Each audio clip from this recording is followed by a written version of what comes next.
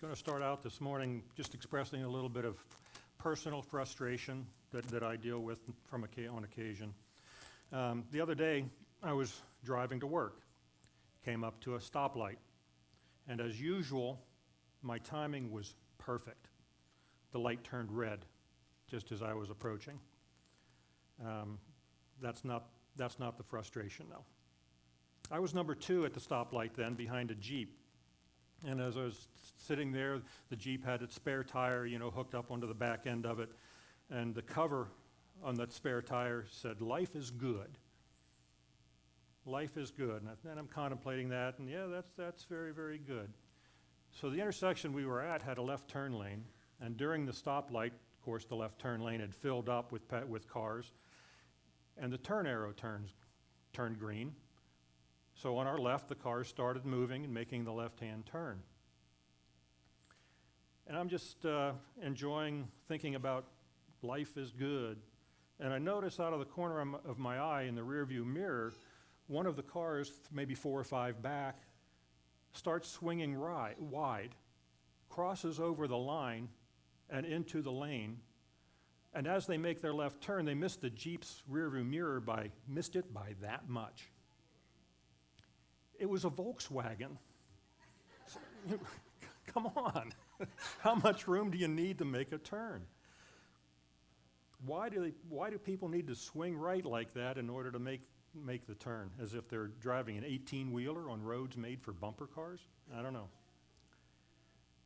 The reason I think for that is that people are driven by habits.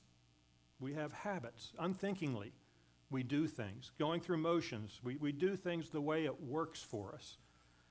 Swinging wide to make a turn might seem unnecessary, but it works, and it's worked for them. The point is, though, for today's sermon, is that why we do things matters as much as what we do. More so, perhaps.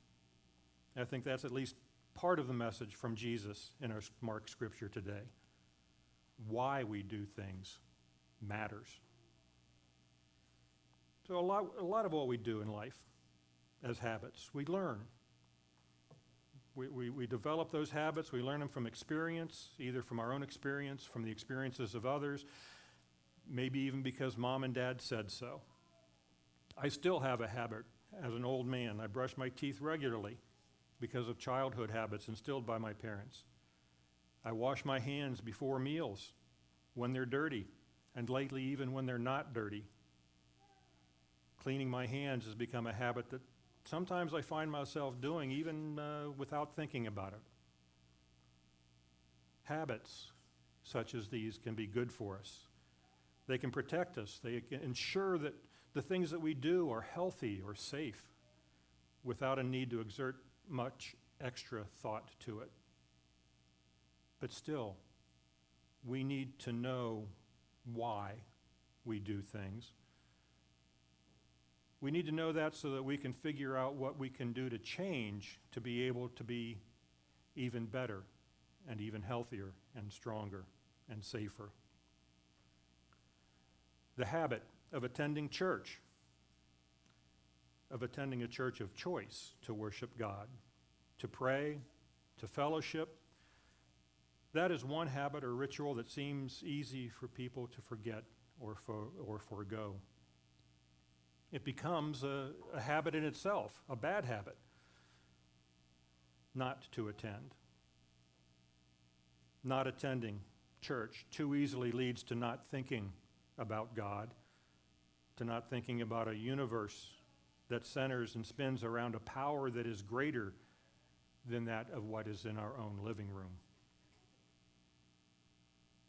There are a lot of reasons people choose to be not in the habit of attending to church, and I'm not going to try to address any of them today. I'll only say, in preaching to the choir here, since you're here in church, that finding a community of fellow sinners,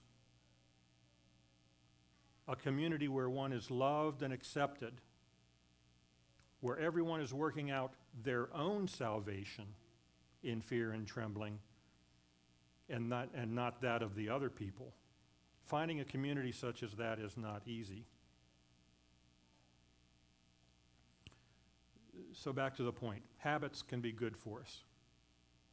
On the other hand, habits can also enslave. Sometimes habits are bad in and of themselves, yet even good habits can become bad when they cross a threshold. When my daughter was a teenager, one Sunday morning, she challenged our habit, our ritual of attending church. And I might have told you this before because it's a favorite story of mine. She'd been talking with other teenagers, you see. As we were getting ready for church, making ourselves somewhat presentable, she asked in that challenging way that only a teenager can pull off, "Where in the Bible does it say we have to go to church?" In her own way, she was asserting that God's law does not demand church attendance. And so maybe our family habit was pathological, perhaps, since we spent 2 whole hours every 7 days in church. Imagine your teenager rolling their eyes at the injustice of it all. I think many parents, in trying to develop good habits in their kids, have probably told their kids that attending church is a commandment of God. It's not me that we're going to church, it's because God says we have to. I think it should be enough for parents to be able to say that it's a parental commandment and is non-negotiable. It is in the Mosaic covenant, the Mosaic law, that children should honor their fathers and their mothers. I had a thought the other day as I was preparing for this service, an epiphany, the light bulb that some people would say that I suffer from OCD, obsessive compulsive disorder.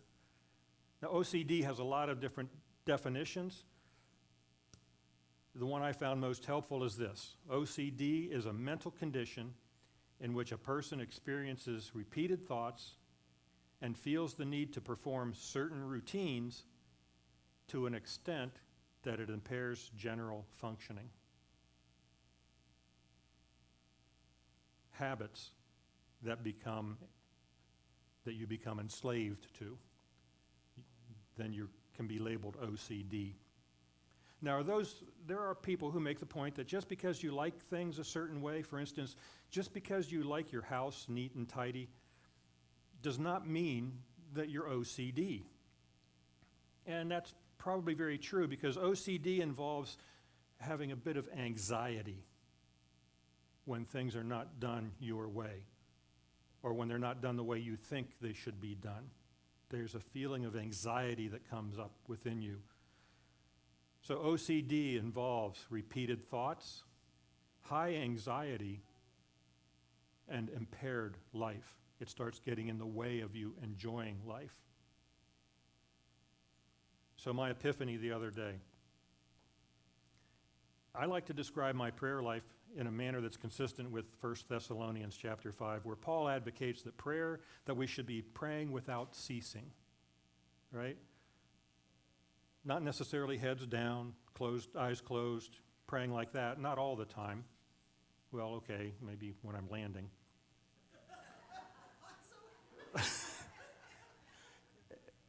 No, not really, folks. Heads down, eyes closed prayer without ceasing would be problematic, wouldn't it? But prayer as a constant awareness of the presence of God through the Spirit, and a consistent effort, continuously trying to listen to God's voice to guide in whatever situation I might encounter, I think is living out the beneficial habit of praying without ceasing. Some people would consider my desire and effort at continuous prayer to be OCD, because it's repeated, it's continuous. In one faith, the religious duty is to pray 5 times a day. Some Christians might say that praying 4 times a day is the Christian norm, right? Blessing at each meal, 3 times a day, and 1 time at nighttime before going to bed. Okay, a blessing before eating, excuse me, maybe 4 times a day, depending on who you are. But the point is that prayer is not just something that you do at select times. We can pray without ceasing. I came across a story about a young man who just last year, 2020, was diagnosed with OCD. This was a specific kind of obsessive compulsive disorder, and it has a name, scrupulosity. Big name. Put me in mind of Charlie and the Chocolate Factory, Scrumptious. Scrupulosity is the name of this OCD. They also refer to it as religious OCD. It's an obsession involving religion or morality. It refers to those who are overly concerned that their thoughts, their actions, might be considered sinful or violate moral doctrine. They're concerned to the point that there's anxiety ruling their life rather than Jesus Christ. The person suffering scrupulosity has thoughts like, if I do more, I'll feel better about myself. It boils down, I think, to the age-old discussion of works over grace. I think it's fair to say that the Pharisees and the teachers of the law who sought out Jesus suffered from scrupulosity. They had a high level of anxiety. Jesus challenged their power and their authority, and they wanted him to stop it.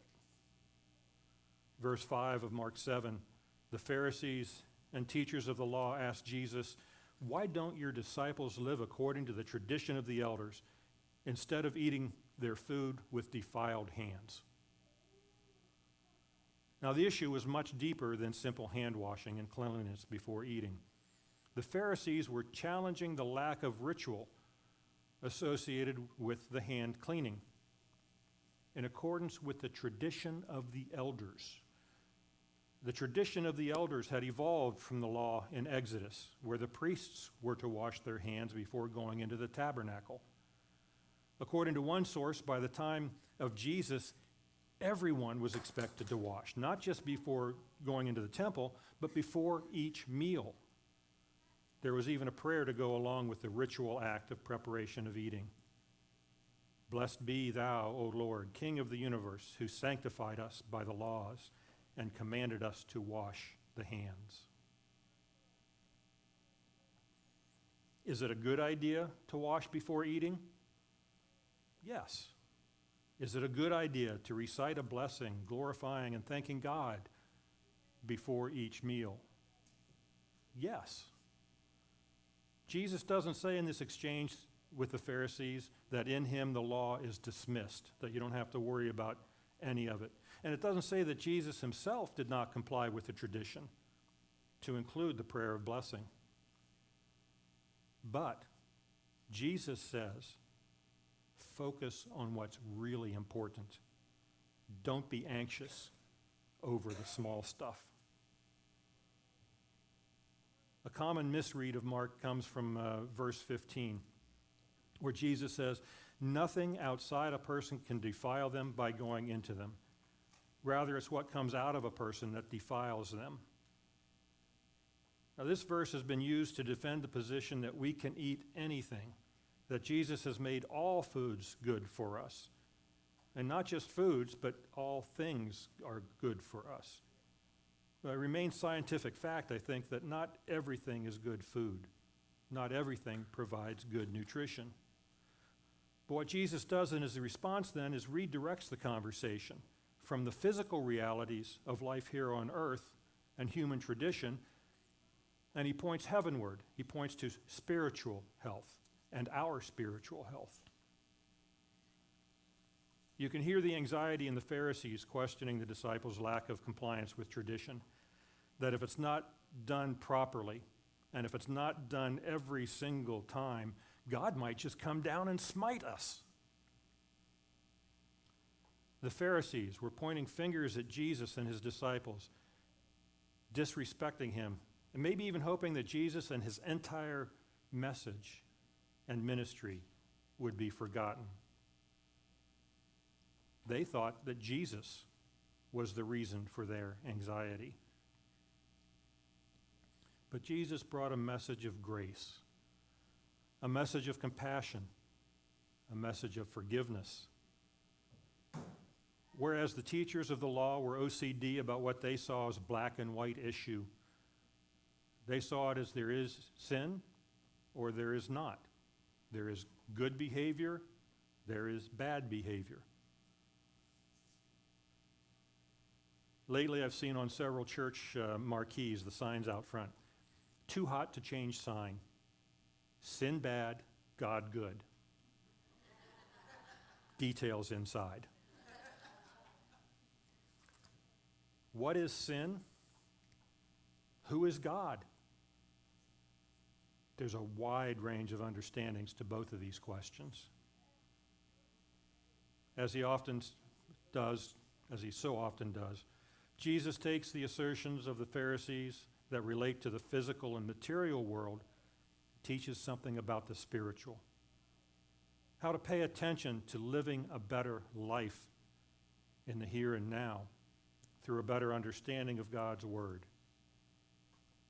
He says sin originates in the spiritual, not in our behavior. Jesus begins addressing the concern over defiled hands by quoting from Isaiah. He says in verse 7 in Mark, "They worship me in vain. Their teachings are merely human rules." One thing that we need to be aware of, I think, is that rules to live by, habits that are given to us, sometimes passed down, brushing teeth between every meal or after every meal, things like that. Those habits are often driven by culture and by the traditions of the area and culture you live in. It doesn't mean that they're not good rules. It just is that they're not necessarily God's. Our concern should be deeper than what we do so as to be part of a culture. Our concern, what we should be concerned about, is why we do what we do. Verses 21 to 23 in Mark, "For it is from within, out of a person's heart, that evil thoughts come. Sexual immorality, theft, murder, adultery, greed, malice, deceit, lewdness, envy, slander, arrogance, and folly. All these evils come from inside and defile a person." I counted them, 12 different thoughts that are expressions of sin, 12 different areas where anxiety expressed outwardly defile the person.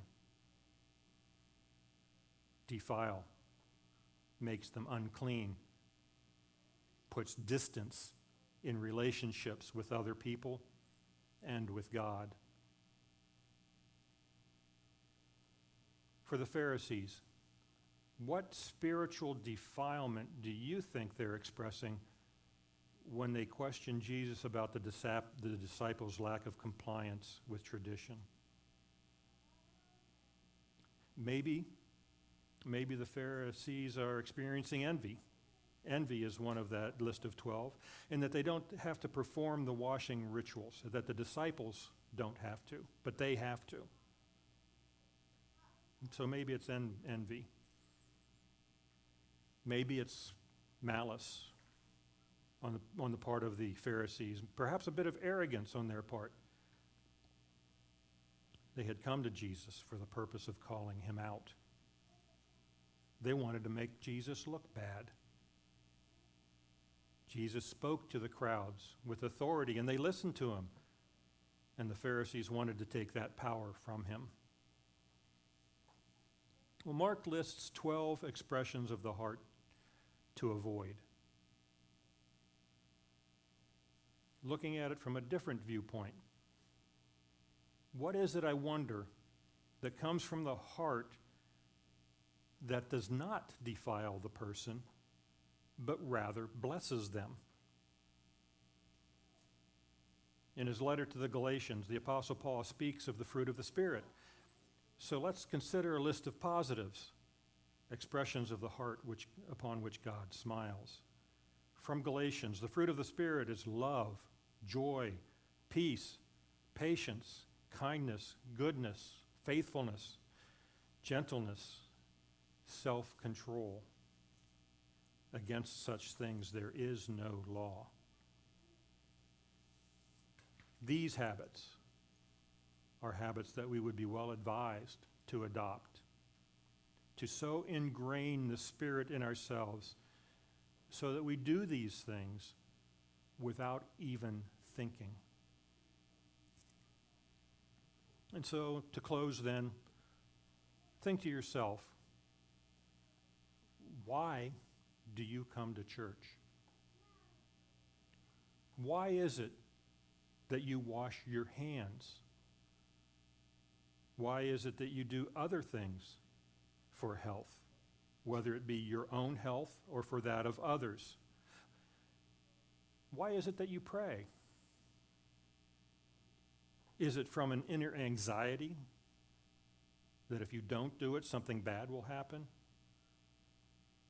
Or is it from the positives of the fruit of the Spirit for health and for relationship? I hope as you consider your heart that your reasons for doing these things are from love and respect for yourself and for others.